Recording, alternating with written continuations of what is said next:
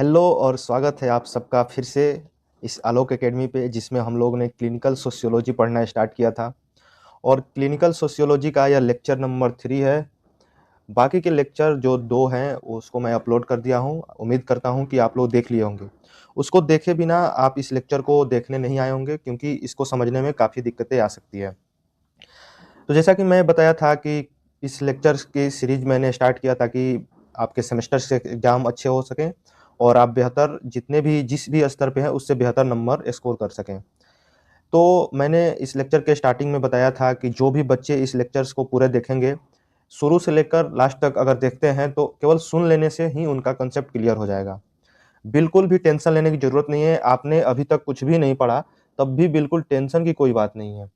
क्योंकि इसमें मैं बेसिक से हर एक चीज़, हर एक टर्म को बहुत ही डिटेल और ईज़ी लैंग्वेज में बताने का कोशिश किया हूँ।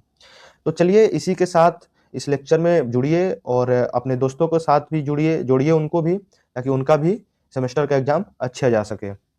और बिना समय गँवाए चलिए इस लेक्चर को शुरू किया जाता है। तो जैसा कि हमने फर्स्ट लेक्चर में देखा कि क्लिनिकल सोशियोलॉजी का इंट्रोडक्शन क्या होता है, इसका पर्पस क्या है, इसको क्यों ज़रूरी है पढ़ना। सेकंड लेक्चर में हमने देखा क्राइसिस इंटरवेंशन क्या होता है, जिसमें मैं इसको बहुत ही इंपॉर्टेंट टॉपिक भी बताया था आपको। अब लास्ट और इस सीरीज का, इस चैप्टर का लास्ट लेक्चर है ये। और इसमें हम लोग sociological strategy for developing services for the abused, इसके बारे में हम लोग जानेंगे।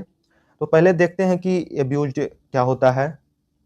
तो एब्यूज मीन्स एनी एक्शन जिसमें हम लोग इंटेंशन के साथ किसी के फीलिंग्स को हर्ट करते हैं, इंजरी पहुंचाते हैं किसी पर्सन को, तो उस चीज़ को हम एब्यूज कहते हैं। यहाँ पे आप एक चीज़ को हाईलाइट कर सकते हैं, यहाँ पे इंटेंशनली, मतलब हम जानबूझ के ऐसा कर रहे हैं। ऐसा ऐसा इसलिए कर रहे हैं, हमारा मन कर रहा है ऐसा करने का, इस वजह से कर रहे हैं, तो इंटेंशन के साथ कर रहे हैं, इस चीज़ को एब्यूज कहा जा सकता है। अगर इसका सही से केयर नहीं किया जाता है, हम अगर कोई एब्यूज पर्सन है उसका ठीक से केयर नहीं किया जाता है, तो उसको बहुत सारे क्षति हो सकते हैं, स्ट्रेस आ सकता है, दर्द हो सकते हैं। किसको होगा? तो वनरेबल पर्सन को। वनरेबल मतलब जो पीड़ित है, जो नाजुक आदमी है उसको। ठीक। It can be type of behaviour or an act where someone use their power to control, threaten, force or hurt another person. Abuse का मतलब हुआ कि कोई अपना पावर यूज करके किसी को डराता है, धमकाता है फोर्सफुली, और उसको हर्ट करता है, उसके फीलिंग्स को हर्ट करता है, तो वो क्या, किस कैटेगरी में आएगा? एब्यूज की कैटेगरी में आएगा। अगर हम इंटेंशन के साथ किसी को भी हर्ट करते हैं, तो वो सब चीज़ें किस में आता है? एब्यूज में आता है। देखिएगा बहुत सारे मैं एक एग्जांपल देता हूँ। बहुत सारे जो पॉलिटिशियन हैं या फिर जो पावरफुल लोग हैं, वो अपने पावर का इस्तेमाल करके और लोगों को डराते हैं, धमकाते हैं, उनके फीलिंग्स को हर्ट करते हैं और उनके राइट्स को भी ब्रेक करते हैं, उनके रूल्स बहुत सारे ब्रेक होते हैं। तो ये सब चीज़ें एब्यूज में आएगा, तो इस चीज़ का ध्यान रखिएगा। अब है नेक्स्ट अपना टॉपिक कि रिस्क फैक्टर क्या है इसके लिए, एब्यूज के लिए। मतलब किसका किसको एब्यूज किया जा सकता है, कैसे इंसान को? तो जिसका मेंटल कैपेसिटी बहुत लो हो, आप भी देखते होइएगा समाज में या आसपास, जिसका थोड़ा सा मेंटली वो उसकी प्रॉब्लम है, मतलब कोई चीज़ वो समझ नहीं पाता है या उसको बोला जाए कुछ और करता कुछ और है, तो ऐसे लोगों का बहुत ज़्यादा एब्यूज होने के चांसेस रहते हैं। वो जो अपना खुद का डिसीजन नहीं ले सकता है, उसको पता ही नहीं कि क्या करना है, क्या नहीं करना है। तो इन सब चीज़ों में लोग इसका गलत फ़ायदा उठा लेते हैं। जब देखिएगा आपके आस-पास भी ऐसा होते हुए आपने देखा होगा कि जो लोग थोड़ा मेंटली डिस्टर्ब रहते हैं, उनको बहुत सारे स्ट्रेस भी रहता है, उनको बहुत सारा प्रॉब्लम रहता है और उनका लोग फ़ायदा भी उठाते हैं। तो इस चीज़ में इसका बहुत ज़्यादा रोल होता है कि जिसका मेंटल कैपेसिटी कमज़ोर है, जो खुद का डिसीजन नहीं ले रहा है, खुद को क्या सही है इस चीज़ पे निर्णय नहीं ले पा रहा है, तो वैसे लोगों का अब्यूज़ होना, वैसे लोगों का यूज़ होना बहुत ही लाज़मी है और बहुत ईज़िली आपको देखने को मिल जाता है।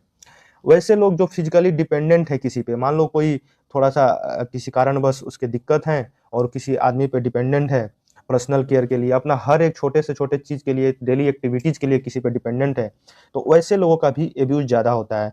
उन लोगों को बहुत सारा चीज़ें सामना करना पड़ता है, उनको बहुत सारे लोग बहुत चीज़ सुना के चले जाते हैं, जो कि सही नहीं है। जिनका लो एस्टीम है, लो कॉन्फिडेंस है, उनका भी अब्यूज़ होता है। देखिएगा आपने अक्सर देखा होगा आस-पास में, फ्रेंड ज़ोन में, आपके पीयर्स ग्रुप में, कि जिसका कॉन्फिडेंस बहुत कम रहता है, सेल्फ डाउट रहता है, उसको लोग ज़्यादा यूज़ कर लेते हैं, उसको अपने फ़ायदे के लिए लोग यूज़ करते हैं। जिसका मोटो क्लियर होता है, जिसका अपना सब चीज़ गोल ओरिएंटेड होता है, गोल उसका क्लियर होता है, जो डिसिप्लिन रहता है, वैसे लोगों का अब्यूज़ होना बहुत ही रेयर है, उनका रे अब्यूज़ किया ही नहीं जा सकता। लेकिन जो डरा-डरा सा, सहमा-सहमा सा, अंडर कॉन्फिडेंट, शांत-शांत से बैठे हुए एकदम सीधा शरीफ होता है, वैसे लोगों का अब्यूज़ होने का सबसे ज़्यादा चांस रहता है। कुछ लोग क्या करते हैं कि टेंशन में आकर के और खुद को आइसोलेट कर लेते हैं, खुद को एक बंद कर लेते हैं, लोगों से दूरी बना लेते हैं, मिलते-जुलते नहीं हैं किसी से, खुद को आइसोलेट कर लेते हैं। ऐसे लोगों का अब्यूज़ होना भी बहुत जल्दी, बहुत फ्रीक्वेंटली होता है। इस बात को अब गाइज़ फॉर द डिस्टर्बेंस मैं माफ़ी चाहूँगा, मेरे कुछ मित्र आ गए थे जिसकी वजह से मुझे लेक्चर थोड़ी देर के लिए रोकना पड़ा। तो जैसा कि मैं बता रहा था कि कुछ लोग लोगों से मिलने में हेजिटेट करते हैं और अपने आप को आइसोलेट कर लेते हैं और लोगों से मिलना-जुलना बिल्कुल बंद कर देते हैं, खुद को एकदम कि भाई हम अकेले रहेंगे और लोन एकदम अकेले रहते हैं।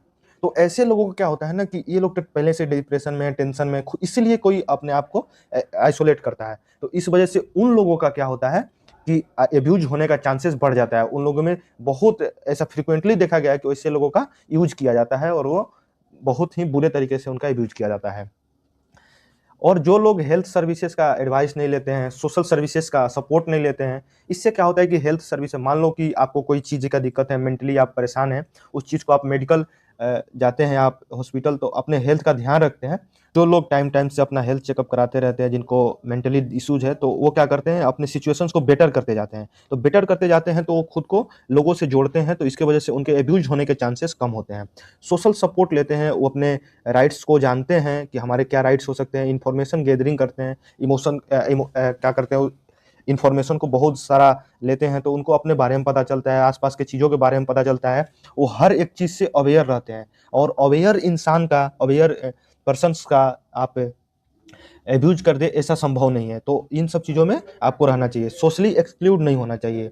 सोशली एक्सक्लूड होंगे तो दिक्कतें आ सकती है। तब उसमें आपका सोशल अब्यूज़ होने के चांसेस बढ़ जाते हैं। अगर ऐसा नहीं आप लोगों से मिल रहे हैं, अपने हेल्थ पे ध्यान दे रहे हैं, आस-पास क्या चल रहा है न्यूज़ हर एक चीज़ से आप अवेयर हैं। मैं एक टर्म बता रहा हूँ, अगर आप हर एक चीज़ से अवेयर हैं, तो उन सब चीज़ों में किसी का भी अब्यूज़ हो ही नहीं सकता है। अब हम देखते हैं कि अब्यूज़ किस-किस टाइप से हो सकता है, कौन-कौन से इसके टाइप हो सकते हैं। तो फर्स्ट है फिजिकल अब्यूज़ हो सकता है। फर्स्ट फिजिकल अब्यूज़ हो सकता है। फिजिकल अब्यूज़ में क्या होता है कि हम उसके बॉडी को इंजरी करते हैं।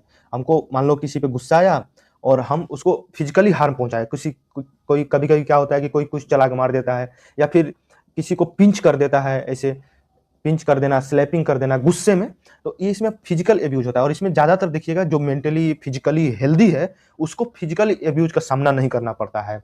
उसके बाद से साइकोलॉजिकल अब्यूज़ है।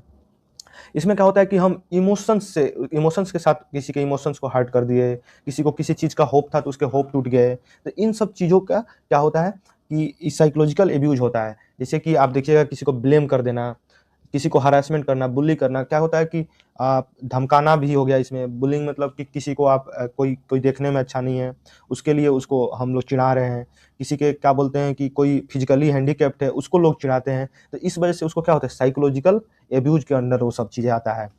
इसके साइन क्या हो सकते हैं साइकोलॉजिकल अब्यूज़ के? तो आप इसमें देखिएगा कि इंसान नर्वस हो जाएगा, इमोशनली अपसेट रहेगा, हमेशा सोचते रहेगा, उसके इमोशनल बैलेंसेज नहीं रहेंगे, लोगों के साथ रिश्ते खराब होंगे, सोशल आइसोलेशन यहाँ पे देखने को मिलेगा। आप देखिएगा कि जो इंसान थोड़ा-सा फिजिकली हैंडीकैप्ड है और उसको लोग चिढ़ाने लगते हैं, जिसकी वजह से वो लोगों से मिलना-जुलना धीरे-धीरे बंद करने लगता है। अपने आप को कैद करके एक ही रूम में रखने का कोशिश करता है। थर्ड है सेक्सुअल अब्यूज़ हो सकता है। सेक्सुअल अब्यूज़ में अनवांटेड टच अगर किसी को हम कहीं करते हैं, तो वो सब चीज़ें सेक्सुअल टच में आता है। इसमें मान लो कोई किसी का हम फ़ोटोग्राफ़ी ले लिए, जो ऐसा किसी का प्राइवेट फ़ोटो वगैरह ले लेते हैं, कोई बहुत सारे लोगों का ऐसा न्यूज़ आपको देखने को मिला होगा। तो ये सब चीज़ें सेक्सुअल अब्यूज़ के अंदर आता है। किसी क्या बोलते हैं कि किसी की निजता का हनन होता है इसमें सेक्सुअल में अगर फ़ोटोग्राफ़ी वगैरह किसी लिया जाता है, तो इन सब चीज़ों में। इसमें क्या होगा इससे इसके साइन क्या हो सकते हैं? मान लो कोई सेक्सुअल अब्यूज़ किया तो उसके क्या-क्या साइन हो सकते हैं? तो इन्फेक्शन हो सकता है और ब्लीडिंग हो सकता है। अब फाइनेंशियल अब्यूज़ 4th नंबर पे इसका टाइप्स है फाइनेंशियल अब्यूज़। तो फाइनेंशियल अब्यूज़ में क्या होता है कि मान लो कोई आप बहुत सारा धन अर्जित किए और इल्लीगली कोई आपके पैसे का, आपके धन का, आपके संपत्ति का कोई और आदमी यूज़ कर रहा है। तो इसको कैसे बोलेंगे? इसको फाइनेंशियल अब्यूज़ कह देंगे। इसमें क्या होता है कि फ्रॉड बार-बार ऐसे हो रहा है इसके लिए मैं माफ़ी चाहूँगा आप लोगों से। इसमें क्या होता है फाइनेंशियल एब्यूज में कि फ्रॉड देखने को मिलेगा आपको, मिसयूज ऑफ प्रॉपर्टी, इन सब चीज़ों को आप देख सकते हैं यहाँ पे। इस चीज़ को इग्नोर कर देना, जैसे कि किसी को फिजिकल केयर का नीड हो आप उसको इग्नोर कर दिए, किसी को मेडिकल का नीड हो आप उसको इग्नोर कर दिए। तो इसमें क्या होगा, क्योंकि मान लो किसी को भूख लगा है, उसको फूड चाहिए और उसको फूड नहीं दिया गया, इग्नोर कर दिया गया। कोई अपने से कैपेबल नहीं है इन सारी चीज़ों को लेने में, किसी पे डिपेंडेंट है और उसको इग्नोर कर दिया गया। तो ये सब चीज़ें क्या होता है, ये सब चीज़ें नेग्लेक्टेड के अंडर आता है, नेग्लेक्टेड में। और इसके साइन एंड सिम्टम क्या हो सकते हैं, तो माल न्यूट्रिशन हो सकते हैं, बेड सोर हो सकता है। बेड सोर के बारे में आप बहुत अच्छे से पढ़ेंगे नर्सिंग फाउंडेशन में, ठीक है। और देखिए एक चीज़ और है कि इसमें एब्यूज ज़्यादातर किसका होता है, हम लोग एब्यूज का भी टाइप देख रहे थे। अब देखिए एब्यूज किसको होता है और क्यों होता है। तो वोमेन्स का बहुत ज़्यादा होता है। वोमेन्स का क्यों होता है, तो उनका लोअर एजुकेशन लेवल होता है, इन्फीरियर स्टेटस इन सोसाइटी। आप खुद देखिएगा कि आपसे पूछा जाएगा कि आप अपने पेरेंट्स का नाम बताइए, तो आप कभी भी, बहुत कम ही लोग होते हैं जो अपने मदर का नाम बताते हैं। जनरली लोग अपने पिताजी का नाम बताते हैं, मतलब कोई मेल को बताते हैं। तो यहाँ पे हमारे सोसाइटी में थोड़ा सा फीमेल्स को नीचे ही रखा गया है, इस चीज़ को नकारा नहीं जा सकता है। उसके बाद से डिपेंडेंसी होता है जनरली, अब तो नहीं, अब ऐसा नहीं कह सकते, लेकिन बुक में लिखा है तो मुझे बताना पड़ रहा है कि डिपेंडेंट्स होती है, डिपेंडेंट होती है एक महिला अपने पति पे या फिर अपने फैमिली के किसी मेल इंसान पे जो कमाने वाला हो। बाकी उनके डिस्क्रिमिनेशन भी होते हैं बहुत सारे महिलाओं को।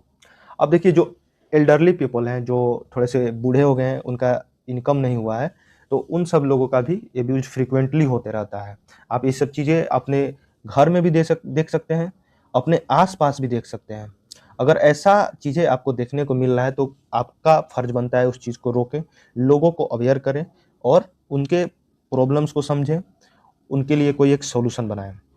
चिल्ड्रंस का एब्यूज़ क्यों होता है? चिल्ड्रंस का डिपेंडेंसी होता है, वो अपना हक के लिए लड़ नहीं सकता, अपने लिए स्टैंड नहीं ले सकता, इसकी वजह से चिल्ड्रंस का भी एब्यूज़ होना बहुत ही फ्रीक्वेंटली देखा जाता है।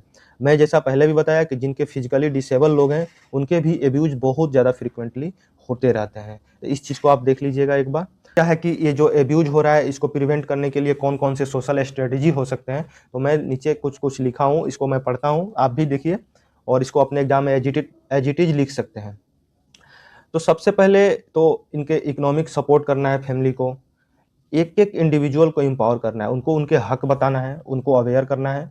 वो सोसाइटी में रह रहे हैं या कहीं भी रह रहे हैं तो उनके क्या मूलभूत आवश्यकताएँ हैं, क्या मतलब उनकी हक है, उनके राइट्स क्या-क्या हैं, इन सब चीज़ों के बारे में उनको पता होगा, तो वो नहीं एब्यूज़ हो पाएँगे। यहाँ पे लिखा भी है कि इन्फॉर्मेशन फॉर देयर राइट्स, उनके राइट्स के बारे में पता होगा, तो भी नहीं होगा। अवेयरनेस, बेसिकली इसको अवेयर से ही रोका जा सकता है अब्यूज़ से। गवर्नमेंट भी इसमें बहुत सारे प्रोग्राम रखे हुए हैं, जिसमें Beti Bachao, Beti Padhao, integrated child protection schemes, प्रधानमंत्री कौशल विकास योजना, इसमें लोगों को क्या सिखाया जाता है? रोज़गार के लिए स्किल्स सिखाया जाता है। ये हर जिला में, हर पंचायत में, हर जगह बनाया गया है। स्कॉलरशिप योजना, लोगों को स्कॉलरशिप दिया जाता है।